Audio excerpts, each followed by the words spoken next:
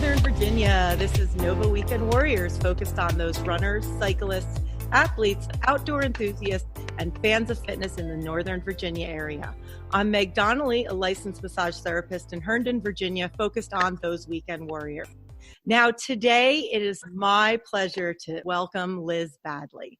Liz is an amazing athlete. She's a skilled and passionate coach focused on running and swimming, and she's an entrepreneur. Liz, welcome. Thank you for having me. I'm so excited. Me too. So I want to talk a little bit about when we first met. Because when we first met, we met online. I was interested in getting started back running again. And you were kind enough to introduce me to Jeff Galloway's website, his books on the RunWalkRun Method. Can you tell me a little bit about that method and the difference between that and traditional interval training? Is there a difference? A little bit. Jeff Galloway is an Olympian in the 1972 Olympics with Steve Prefontaine. Let me give you just like a quick little history about Jeff Galloway. He was a 10K runner. He then became a marathoner, never ran the marathon in the Olympics. And then just, as all professional runners do, when you retire, you open up a running store and you start coaching. Well, he was coaching running programs and he had people that had never run before join his running program. And then he knew that he couldn't do a traditional running program with them. He had to start slower. So he started with this run walk interval. And at the end of the 6-week program, none of the beginner runners that did this program had any of the normal running injuries. They were all injury-free. Wow. So we started to continue on with this and has really found a niche with keeping runners injury-free. That's how he got started. And then my mom became a runner at 40, decided to become a marathoner, signed up for the 2001 Marine Corps Marathon.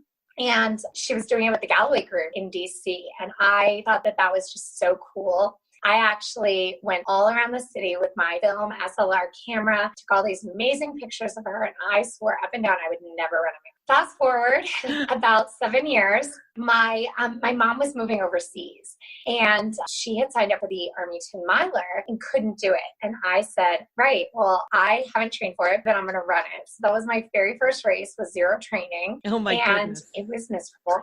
It was miserable. So I decided after that race that I would come back the next year, run it as myself, but I would train. So I bought a Jeff Galloway book to learn how to do this because running injury-free, it really appealed to me. So I have a condition called Ehlers-Danlos hypermobility type, which means that I'm hyperflexible, which actually is a benefit in the pool and in springboard diving, which are two sports that I did competitively when I was younger. In the pool, when you're hypermobile, you just are able to move more.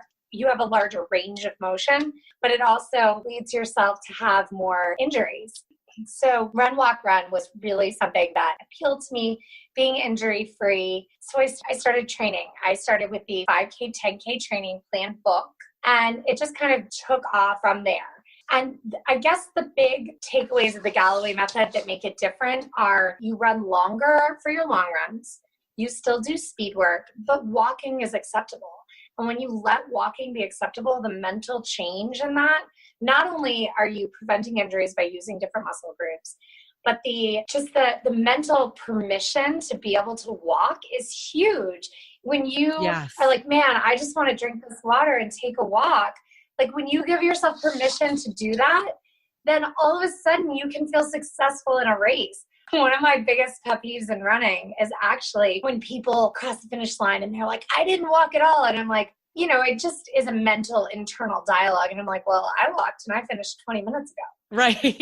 And I'm like, if people just gave themselves permission to walk, it's a personal thing. I feel judged. Yeah. Not that anybody is judging me, but personally. Well, no, I think we all do, because I think that is just human nature.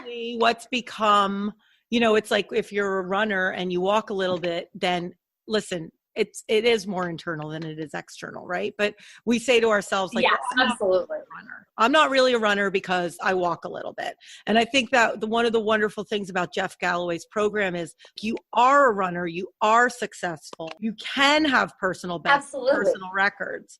So let's actually move to that for a second. So I want to talk about you continue to hit personal records and personal bests race after race. So talk to me about that. So there's a lot of information out there that says that, women really get faster into their 40s. And I just turned 36 and I just really I've PR'd every distance within the last, I would say 2 years, because I haven't raced every distance in the last 2 years. But 2017 and 2018 so far have been my two best race years ever. And so I really believe the science that I am getting faster as I get older and just the ability to endure. Des Linden said the same thing at the end of the brutal Boston Marathon this year, that she was just really good at suffering. I think that first, I believe that, and your belief and your mindset is so big. It can make or break a situation, how you think about what's happening. And then the other thing is, the more miles you do, the better you're going to be at running. It is just like any other sport. Granted, you always want quality over quantity, but an increasing quantity, even if the quality is not there, as long as you can keep from being injured and manage the injuries, you're going to get faster just with an increase in quantity. Granted, quality miles are important and training plans are important, especially when you have certain goals. You don't want to go out and run a fast 5K 3 times a week and then a long run. If you're training for a marathon, you want to be doing longer runs during the week.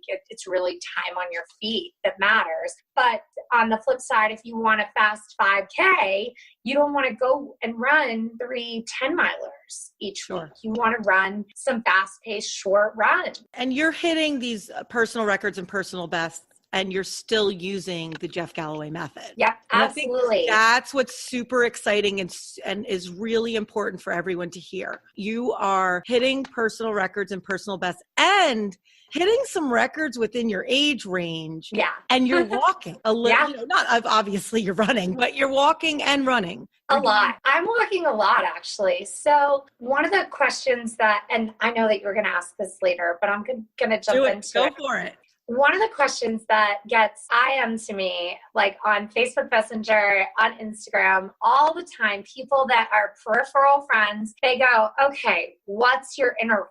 And intervals are really, especially run walk intervals, are really personal. They're kind of like fingerprints. And it's not going to be the same for every person, even within a pace range. So Jeff has this amazing calculator. And you do this test called a magic mile to figure out what intervals you should try. And then it's really trial and error. So Jeff actually personally coaches me. So, and I pay for that training. I pay for that coaching. But he said that I'm an outlier as far as my interval range. When I race, I run for 2 minutes and I walk for 30 seconds. And I just repeat that over and over again. And most people in my pace range would be running more like 4 to 5 minutes and then walking 30 seconds. So people always ask me, well, what's your interval? I train at 1 minute running, 30 seconds of walking. I think that if you can easily run 1 mile around 8:30, you should be able to do a 1 in 30, be about 10:30s. And it's a great training pace. If you're a little slower than that, I love 30-30. My friend Naomi and I were running the Devil Dog Double, which was brutal this year, which is a 5-miler, you cross the finish line for the 5-miler, turn around and start a half marathon. It was a training run, but we were holding a really nice pace at the beginning. Then it was just, the sun was hot. The last 3 miles are all hills. And we dropped down to 30-30, and we were even sometimes skipping a run interval and just walking more. And we still had a great pace for mostly walking. We were around 11:15. Yeah. So, but 30-30 is great, and it's so doable. So many people can do that. And so, especially new runners, and I'm going to say this, and I'm sure the Couch 5K people, if they ever hear me, they're going to be like, no, we're doing great things. And they are doing great things. They're getting people off the couch and into running. It's fantastic. But I hate their program because the goal is to stop walking, and they get these people to run for 3-4 minutes. Your running economy is best when you're faster. So you're better off mechanics-wise and body-wise the faster you run. So if you can run for only 15 seconds with a good running form and good mechanics, you're better off running 15 seconds faster and walking longer than if you were to run slow, keeping the same average pace. Yeah. And I think what happens too, if my end goal is I don't have permission to walk anymore, I fudge my training program and I stop walking faster, even though I hate it and even though I'm miserable, because in my mind, the end goal is to stop walking.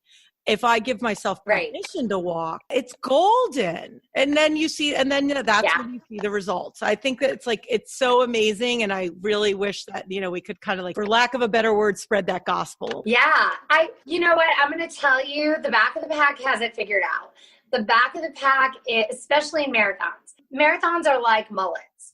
The business is up front and the party is in the back. My most favorite marathon that I've ever run was a 5:10. And I ran with one of my best friends. It was her first marathon. It was only my second.